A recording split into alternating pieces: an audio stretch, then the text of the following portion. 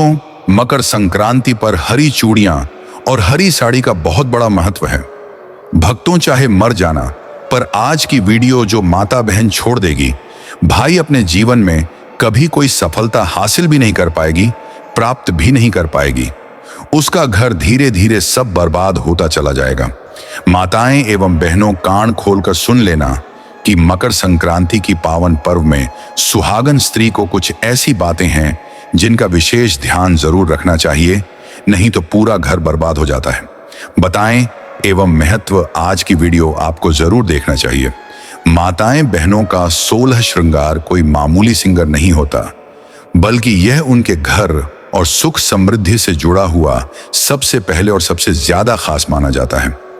माताएं एवं बहनों, साथ में हम आपको बता दें कि मकर संक्रांति का साल सौभाग्यशाली महिलाओं के लिए बहुत खास माना जाता है, क्योंकि हर महिला को अच्छे से सजना संवरना पसंद होता है। इसलिए संक्रांति का साल महिलाओं के लिए बहुत बड़ा दिन होता है। आज के वीडियो में मैं आपको बताऊंगा कि मकर संक्रांति के दिन सौभाग्यशाली महिलाओं को किस रंग की साड़ी पहननी चाहिए, साथ ही किस रंग की साड़ी गलती से भी नहीं पहननी चाहिए। संक्रांति के लिए शुभ रंग कौन से हैं? इस दिन कई महिलाएं चूड़ियां पहनती हैं। चूड़ियां पहनते समय किस रंग की चूड़ियां बिल्कुल नहीं पहननी चाहिए, किस तरह की चूड़ियां पहननी चाहिए, किस रंग की चूड़ियां पहननी चाहिए और चूड़ियां पहनने के क्या नियम हैं। इस साल यानी 2026 में मकर संक्रांति 14 जनवरी 2026 बुधवार को मनाई जाएगी। इस साल संक्रांति तब मनाई जाती है जब मराठी महीने पौष में सूर्य मकर राशि में प्रवेश करता है। भक्तों, आगे जानकारी बताने से पहले आप सभी से कहना चाहेंगे कि महायोग टीवी चैनल को जरूर सब्सक्राइब करें और इस वीडियो को भी जरूर लाइक कर दें। कमेंट बॉक्स में जय भगवान सूर्य देव या फिर जय मां लक्ष्मी जरूर लिखें, जिससे कि आप पर सभी देवी देवताओं की कृपा बनी रहे। चैनल सब्सक्राइब जरूर करें। इस दिन से सूर्य की वापसी शुरू होती है, मतलब सूरज पूरब में उगता है लेकिन थोड़ा उत्तर की ओर झुका हुआ दिखाई देता है। जैसे संक्रांति से ही वातावरण में ठंड धीरे धीरे कम होती जाती है, वैसे ही संक्रांति से दिन धीरे धीरे बड़ा होता जाता है। क्योंकि मकर संक्रांति से पहले दिन छोटा और रात लंबी होती थी, लेकिन मकर संक्रांति के बाद धीरे धीरे दिन बड़ा होता जाता है और रात छोटी होती जाती है। साथ ही मकर संक्रांति पर स्नान, दान, धर्म और तप को खास महत्व दिया जाता है। इस दिन पवित्र नदी में स्नान करना बहुत शुभ माना जाता है। साथ ही इस दिन दान करने से सभी तरह की मनोकामनाएं पूरी होती हैं और कई तरह के पुण्य मिलते हैं और सूर्य देव का आशीर्वाद भी मिलता है। खासकर मकर संक्रांति का त्योहार रिश्तों में मिठास बढ़ाने के लिए बहुत महत्वपूर्ण माना जाता है, क्योंकि इस दिन सभी एक दूसरे को तिल गुड़ देकर अपनी खुशी जाहिर करते हैं। इसीलिए यह मकर संक्रांति बहुत महत्वपूर्ण है। लेकिन साथ ही यह त्योहार महिलाओं के लिए बहुत महत्वपूर्ण माना जाता है, क्योंकि इस त्योहार पर हल्दी कुंकुमा को विशेष महत्व दिया जाता है। इसलिए भले ही इसे एक शुभ त्योहार कहा जाता है, महिलाएं हमेशा संक्रांति से रथ सप्तमी तक चल संक्रांति के अवसर पर हल्दी कुंकुमा कार्यक्रम करती हैं। इसलिए संक्रांति का त्योहार महिलाओं के लिए बहुत महत्वपूर्ण माना जाता है। महिलाओं के मन में यह सवाल होता है कि इस दिन किस रंग की साड़ी पहने या किस रंग की साड़ी ना पहने। संक्रांति के लिए शुभ रंग कौन से हैं?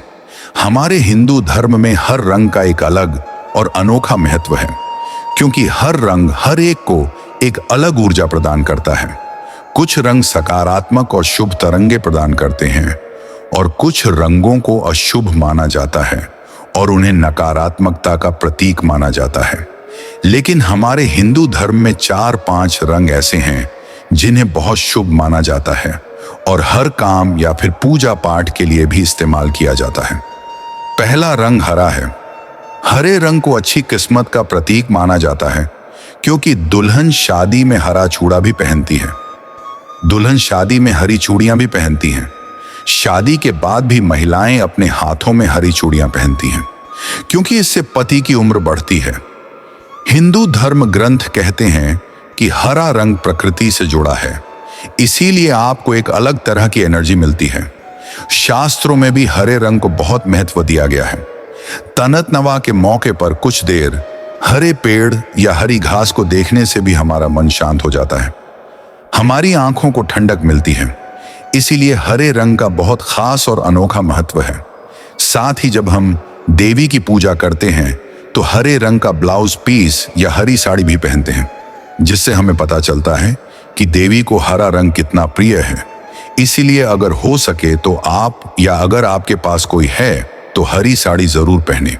हमारे हिंदू धर्म में लाल रंग को भी बहुत शुभ माना जाता है। लाल रंग को सबसे आकर्षक माना जाता है। देवी लक्ष्मी को भी लाल रंग बहुत प्रिय है।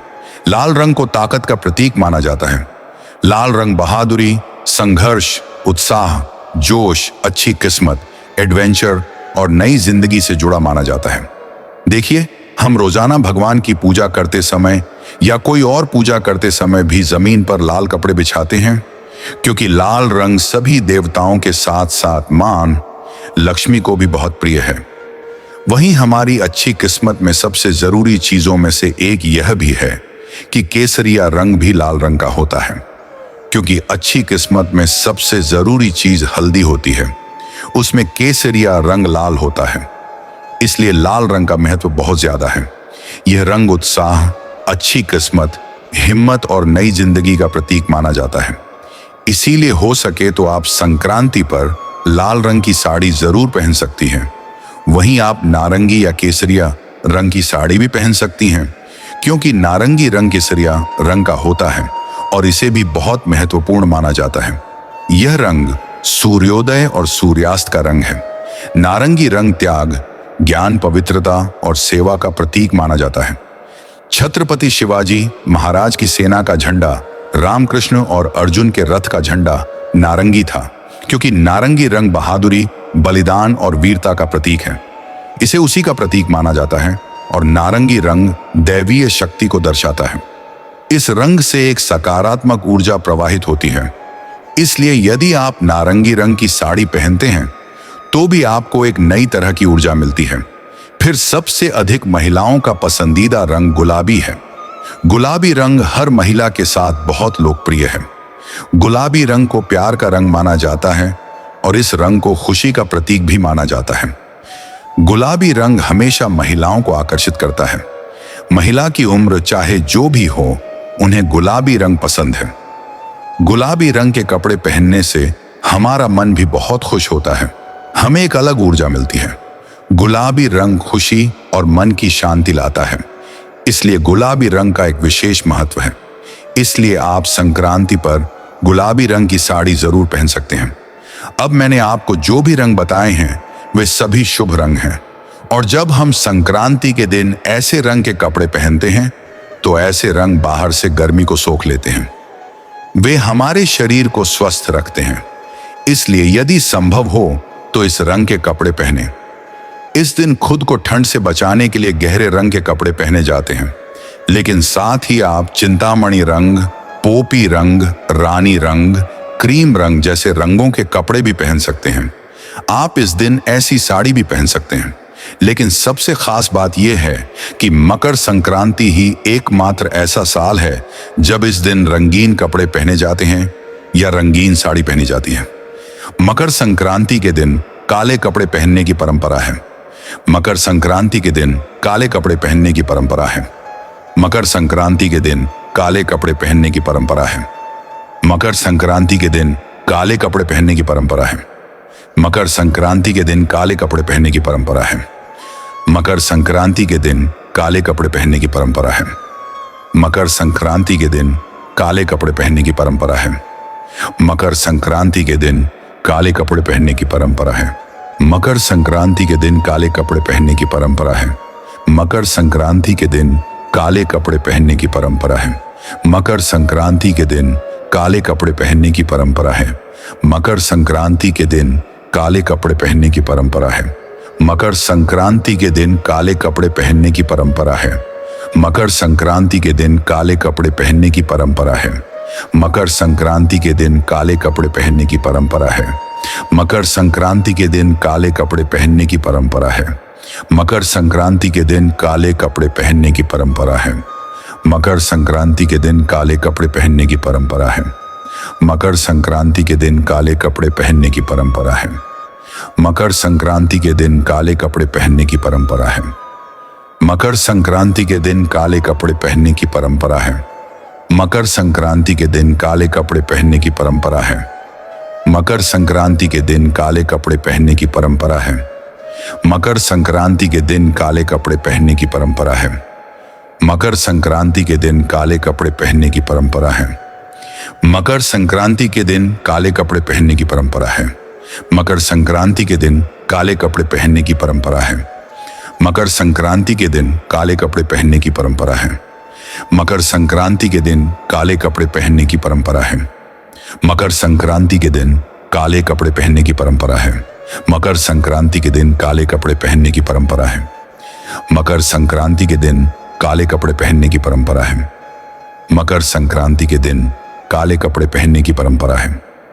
मकर संक्रांति के दिन काले कपड़े पहनने की परंपरा है। मकर संक्रांति के दिन काले कपड़े पहनने की परंपरा है।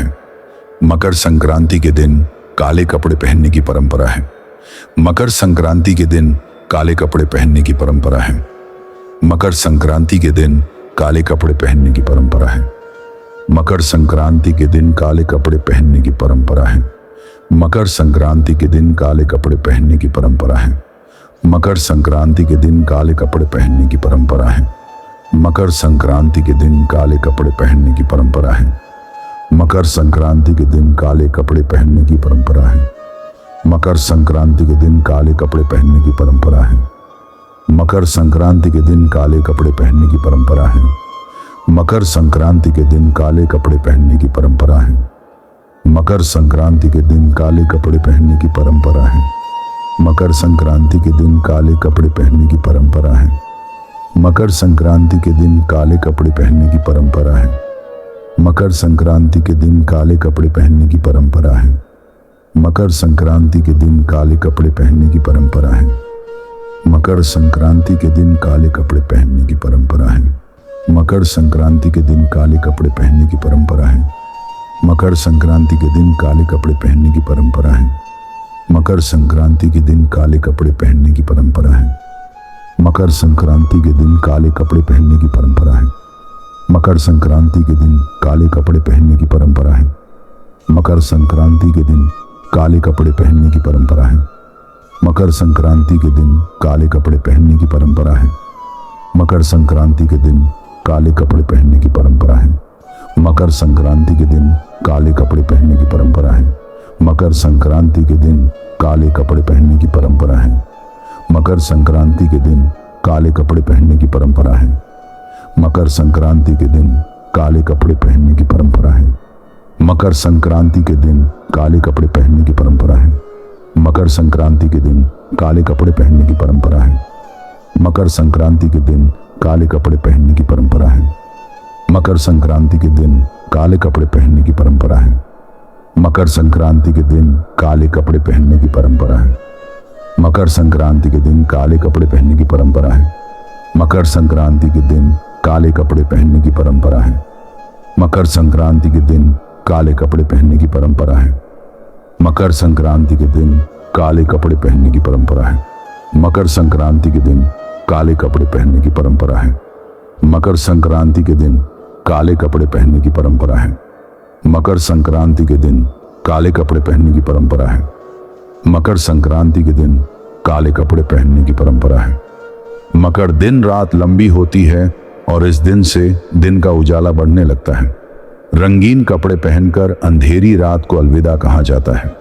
एक और महत्वपूर्ण वैज्ञानिक कारण यह है कि इस रंग के कपड़े गर्मी को सोखते हैं और मकर संक्रांति की ठंड में आते हैं। ठंड के दिनों में अपने शरीर को स्वस्थ रखने के लिए मकर संक्रांति पर रंगीन कपड़े पहनने की परंपरा है, क्योंकि तिल भी ठंड के दिनों में शरीर के लिए बहुत उपयोगी होते हैं, इसलिए तिल देने की परंपरा है। अगर साल में किसी से झगड़ा हुआ हो तो मकर संक्रांति के दिन तिलुल चढ़ाकर उसे माफ करने और भूलने का संदेश देने का रिवाज है। इस रंग के महत्व को देखते हुए आप संक्रांति पर रंगीन साड़ी जरूर पहन सकती हैं। रंगीन कपड़े भी पहन सकती हैं। लेकिन आपने सोचा होगा कि इस दिन किस रंग की साड़ी पहने? लेकिन हमारी हिंदू परंपरा के अनुसार हमें उस रंग से बचना चाहिए जो संक्रांति देवी पहनती हैं। हर साल संक्रांति पर महिलाएं अलग अलग रंगों के कपड़े पहनती हैं और यह प्रथा पुराने समय से चली आ रही है। जब संक्रांति आती है तो सभी महिलाएं बात करती हैं कि इस साल की संक्रांति किस रंग की आई है या कौन सी संक्रांति आई है। इस साल यानी 2026 में संक्रांति पीले रंग की आई है, इसलिए इस साल हमें गलती से भी संक्रांति पर पीली साड़ी नहीं पहननी चाहिए। मैं यह नहीं कहूंगा कि पीला रंग बिल्कुल भी अशुभ है, लेकिन इस संक्रांति त्योहार के लिए हमें उसी रंग के कपड़े या साड़ी नहीं पहननी चाहिए जो संक्रांति भक्त पहनते थे। इसमें केवल पीले कपड़ों का उल्लेख है, इसलिए आपको पीले कपड़ों से बचना होगा। अन्यथा आप अन्य पीली चीजों का उपयोग कर सकते हैं, जैसे हल्दी, केसर या सोना। यदि आप इस संक्रांति पर केवल पीले कपड़े नहीं पहनना चाहते हैं तो इस संक्रांति पर अपनी बेटी या बहू को पीली साड़ी ना दें या अपने बच्चों को पीले कपड़े ना पहनाएं। इसी तरह पीला रंग बहुत महत्वपूर्ण है। पीले रंग को पीतांबर कहा जाता है, लेकिन हमें संक्रांति के एक दिन या 3 दिनों के लिए पीले रंग से बचना होगा। साड़ियों के साथ संक्रांति पर चूड़ियां पहनने का भी एक तरीका है। देखिए, पुराने समय से हमारी दादी और माँ संक्रांति या नाग पंचमी जैसे त्योहारों पर चूड़ियां पहनती थीं। अब भले ही हम लड़कियां चूड़ियां पहनने के लिए कसारा ना जाएं, फिर भी हम संक्रांति के लिए दुकान से नई चूड़ियां खरीदती हैं और उन्हें जरूर खरीदती हैं। 1 दर्जन का मतलब है एक हाथ में 12 या 13 चूड़ियां। ये चूड़ियां पहनने का नियम है, तो आपको उन्हें इसी तरह पहनना चाहिए। चूड़ियां पहनते समय गलती से मेटल या प्लास्टिक की चूड़ियों में इस्तेमाल ना करें। चूड़ियां पहनते समय गलती से अपने हाथ में छोटी चूड़ियां ना डालें। अगर चूड़ियां छोटी हैं तो उन्हें अपने हाथ से निकाल लें। भक्तों, अब हम आपको कुछ ऐसी गलतियां बताए नहीं जा रही हैं जो सुहागन स्त्रियों को भूलकर भी नहीं करना चाहिए। सुबह स्नान दान किए बिना भोजन कर लेना मकर संक्रांति पर स्नान दान का विशेष महत्व होता है। सुहागन महिलाओं एक को इस दिन सूर्योदय के बाद स्नान किए बिना या दान पुण्य किए बिना भोजन नहीं करना चाहिए। ऐसा माना जाता है कि बिना स्नान और पूजा के भोजन करने से पुण्य का फल नहीं मिलता और सौभाग्य में कमी आ सकती है। स्नान के बाद सूर्य देव को जल अर्पित करना, तिल या गुड़ का दान करना अत्यंत शुभ होता है। इससे वैवाहिक जीवन में मधुरता बनी रहती है और नकारात्मक प्रभाव दूर होते हैं। गलती 3, पति से झगड़ा या कटु वचन बोलना। मकर संक्रांति के दिन सुहागन महिलाओं को विशेष रूप से अपने पति के साथ झगड़ा, तकरार या कठोर शब्दों का प्रयोग नहीं करना चाहिए। यह दिन ग्रहों के परिवर्तन का होता है और इस दिन बोली गई नकारात्मक बातें लंबे समय तक असर डालती हैं। मान्यता है कि इस दिन पति का अपमान या मन दुखाने से दाम्पत्य जीवन में तनाव, कलह और दुर्भाग्य बढ़ सकता है। इस दिन संयम, प्रेम और सम्मान का भाव रखना चाहिए ताकि वैवाहिक जीवन में सुख शांति बनी रहे। गलती 4, तिल, गुड़ या दान का अपमान करना। मकर संक्रांति पर तिल और गुड़ का विशेष महत्व है। सुहागन महिलाओं को इस दिन तिल, गुड़, खिचड़ी या दान की वस्तुओं का अपमान नहीं करना चाहिए, ना ही इन्हें पैरों से छूना चाहिए। यह चीजें सूर्य देव और शनि दोष, शांति से जुड़ी मानी जाती हैं। इनका अपमान करने से सौभाग्य में कमी और आर्थिक परेशानियां आने की मान्यता है। इस दिन तिल, गुड़ का आदर पूर्वक उपयोग और दान करने से पति की आयु, स्वास्थ्य और घर की समृद्धि बढ़ती है। गलती 5, घर में झाड़ू लगाकर कचरा बाहर फेंकना। मकर संक्रांति के दिन सुहागन महिलाओं को दिन के समय घर में झाड़ू लगाने और कचरा बाहर फेंकने से बचना चाहिए। विशेषकर दोपहर के बाद मान्यता है कि ऐसा करने से घर की लक्ष्मी बाहर चली जाती है। यह दिन धन, अन्न और सौभाग्य का प्रतीक होता है, इसीलिए इस दिन घर की सफाई एक दिन पहले कर लेनी चाहिए। संक्रांति के दिन घर को शांत, पवित्र और सकारात्मक बनाए रखना चाहिए ताकि देवी लक्ष्मी की कृपा बनी रहे। गलती 6, मकर संक्रांति के दिन बाल खुले छोड़ना या गंदे बाल रखना। मकर संक्रांति जैसे पवित्र पर्व पर सुहागन महिलाओं को बाल खुले छोड़कर या बिना स्नान के गंदे बालों में नहीं रहना चाहिए। शास्त्रों में माना गया है कि खुले और अस्त व्यस्त बाल नकारात्मक ऊर्जा को आकर्षित करते हैं। यह दिन सूर्य देव की आराधना का होता है, इसीलिए शरीर और मन दोनों की शुद्धता आवश्यक होती है। स्नान के बाद बालों में तेल लगाकर साफ सुथरे ढंग से बांधना शुभ माना जाता है। ऐसा करने से सौभाग्य बना रहता है और वैवाहिक जीवन में स्थिरता आती है। गलती 7 मकर संक्रांति के दिन नमक या खट्टे पदार्थ दान करना मकर संक्रांति पर दान का विशेष महत्व है। लेकिन सुहागन महिलाओं को इस दिन नमक, इमली, नींबू या बहुत अधिक खट्टे पदार्थ दान करने से बचना चाहिए। मान्यता है कि नमक का दान करने से घर की सुख शांति और वैवाहिक मधुरता में कमी आ सकती है। यह भी कहा जाता है कि नमक दान करने से पति के स्वास्थ्य पर नकारात्मक प्रभाव पड़ता है। इस दिन तिल, गुड़, चावल, वस्त्र या खिचड़ी का दान करना अधिक शुभ और सौभाग्यवर्धक माना जाता है। गलती 8, बुजुर्ग महिलाओं या सुहागिन का अपमान करना। मकर संक्रांति के दिन किसी भी बुजुर्ग महिला, सुहागिन या गरीब स्त्री का अपमान करना बहुत अशुभ माना गया है। सुहागन महिलाओं को विशेष रूप से इस दिन वाणी और व्यवहार में संयम रखना चाहिए। शास्त्रों में कहा गया है कि इस दिन किसी सुहागिन को दुख देने से स्वयं के सौभाग्य में बाधा आती है। यदि इस दिन किसी स्त्री को आदर, भोजन या वस्त्र दिया जाए तो देवी लक्ष्मी और माता पार्वती की विशेष कृपा प्राप्त होती है, जिससे दाम्पत्य जीवन सुखमय बना रहता है। गलती 9, मकर संक्रांति के दिन नकारात्मक बातें बोलना या रोना। मकर संक्रांति को नए शुभ चक्र की शुरुआत माना जाता है। इस दिन सुहागन महिलाओं को रोना, दुख की बातें करना या बार बार शिकायतें करने से बचना चाहिए। मान्यता है कि इस दिन जो भाव और शब्द होते हैं वही पूरे वर्ष का संकेत देते हैं। यदि इस दिन नकारात्मकता रखी जाए तो पूरे साल तनाव और अशांति बनी रह सकती है। इसलिए इस दिन प्रसन्न रहना, मीठा बोलना और परिवार के साथ हंसी खुशी समय बिताना अत्यंत शुभ माना गया है। गलती 10, मकर संक्रांति के दिन पुराने या फटे वस्त्र पहनना। मकर संक्रांति पर सुहागन महिलाओं को फटे, बहुत पुराने या गंदे वस्त्र पहनने से बचना चाहिए। यह पर्व नए आरंभ, सौभाग्य और समृद्धि का प्रतीक है। पुराने वस्त्र पहनने से नकारात्मक ऊर्जा का प्रभाव बढ़ता है और लक्ष्मी कृपा में बाधा आती है। इस दिन नए या स्वच्छ वस्त्र पहनना शुभ माना गया है, विशेषकर लाल, पीले या हरे रंग के। ऐसा करने से पति की आयु, स्वास्थ्य और वैवाहिक सुख में वृद्धि। मकर संक्रांति पर एक मुट्ठी काले तिल पर वार के सिर से 7 बार वार कर उत्तर दिशा में फेंक दें। मानत है इससे रोग दूर होते हैं, कर्ज की समस्या से छुटकारा मिलता है।